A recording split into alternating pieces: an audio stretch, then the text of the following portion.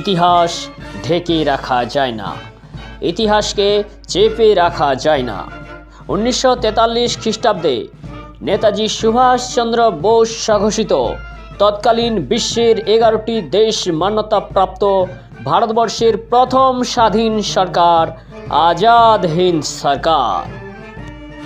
পরাধীন ভারতবর্ষের তৎকালীন সময়ে ব্রিটিশ সরকার সবথেকে বেশি হিমশিম খেয়েছিল ভারতবর্ষের প্রথম বারুদি বাহিনী সুভাষ বোসের আজাদ হিন্দ বাহিনীর কাছে। 2021 সালের 12ই ডিসেম্বর উত্তর 24 পরগনার কাজরাপাড়া 10 নম্বর ওয়ার্ডে নেতাজির একটি মূর্তি ভেঙে গুঁড়িয়ে দেওয়া হয়। ভারতবর্ষের মধ্যে প্রথম নেতাজির মূর্তি স্থাপিত হয়েছিল কলকাতার শ্যামবাজারের 5 মাথার মোড়ে 1969 খ্রিস্টাব্দে কলকাতা পৌরসভার তত্ত্বাবধানে। শিল্পী ছিলেন নাগেশ যোগেলকর।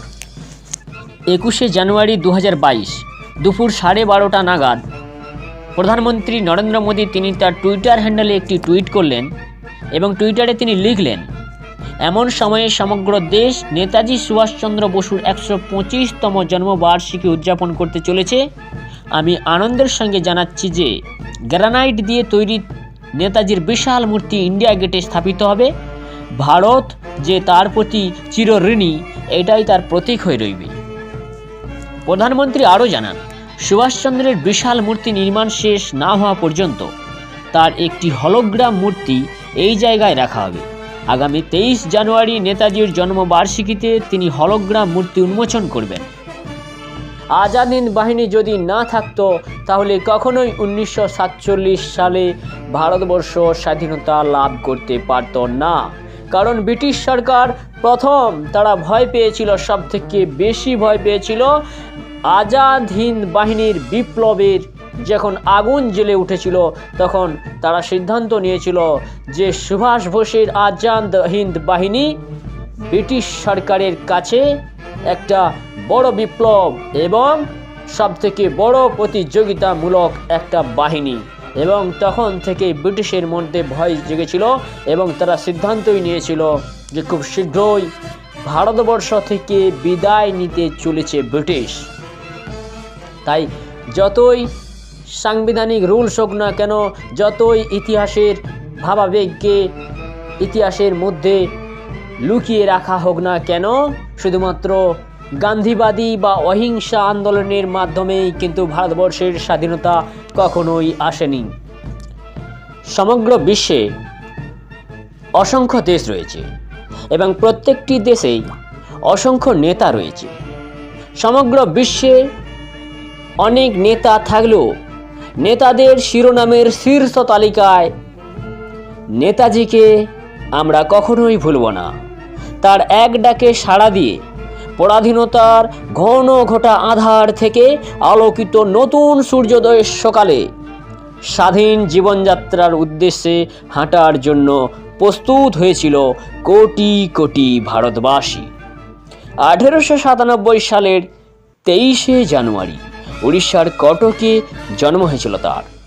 আজ বয়স হলো 125 বছর।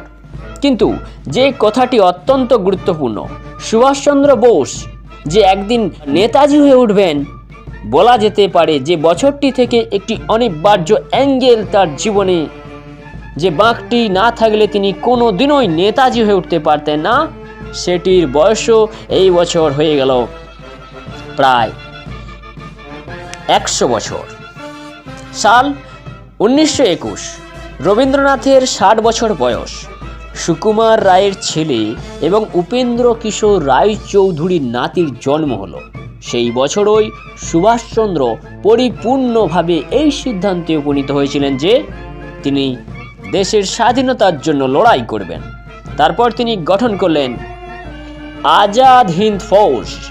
এই তথ্যগুলি প্রায় সকলেই জানেন, বরং নেতাজির জীবনের সঙ্গে জড়িত বেশ কিছু গোপন তথ্য, সেগুলি একবার চোখ মিলিয়ে নিয়ে দেখা যাক।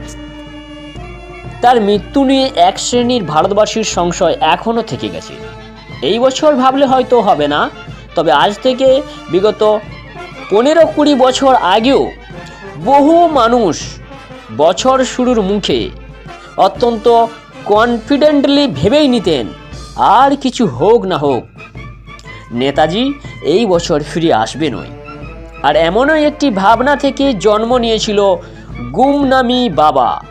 1950 সাল থেকে 1980 সাল পর্যন্ত উত্তরপ্রদেশের বেশ কিছু সংখ্যক স্থানে অজ্ঞাত পরিচয় সাধুর বেশে জীবন কাটিয়েছিলেন নেতাজি। এমনটাই অসংখ্য অগণিত লক্ষ লক্ষ কোটি কোটি ভারতবাসীর মনের মধ্যে ভাবনা থেকে গেছে নেতাজিকে নিয়ে। অনুজ ধরের বই আছে, বইয়ের নাম হোয়াট হ্যাপেন্ড টু নেতাজি, এবং সেখানে তার অতি রহস্যময় মৃত্যুটি নিয়ে কাটাছেঁড়া করে দেখানো হয়েছিল। নেতাজির মৃত্যুর রহস্য তৎকালীন প্রধানমন্ত্রী জওহরলাল নেহরুর সময় থেকে এখনও প্রধানমন্ত্রীর কাছে থাকা একটি অতি গোপনীয় ফাইলে চাপা রয়েছে। 15 বছর ধরে নেতাজিকে গবেষণা করে লেখক এই সিদ্ধান্তে উপনীত হয়েছেন যে ফৌজাবাদী নিবাসী সাধু ভগবানজি আসলে ছদ্মবেশী নেতাজি। সেই কারণে সরকার তার সঙ্গে ভালো সম্পর্ক রেখে চলত। বিভিন্ন কুইজ প্রতিষ্ঠানে কুইজের যে সমস্ত প্রোগ্রাম হয় সেখানে প্রশ্ন আসতো, দুনিয়া কাঁপানো কোন তৎকালীন বিখ্যাত নেতার সঙ্গে হাত মিলিয়েছিলেন সুভাষ বোস? উত্তরটা হলো হিটলার, অ্যাডলফ হিটলার।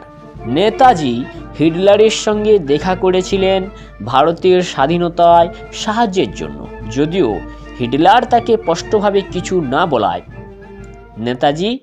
তিনি তারপর থেকে হিটলারকে অতটার গুরুত্ব দেননি। 1 লক্ষ টাকার নোট যেখানে নেতাজির ছবি ছাপানো হয়েছিল।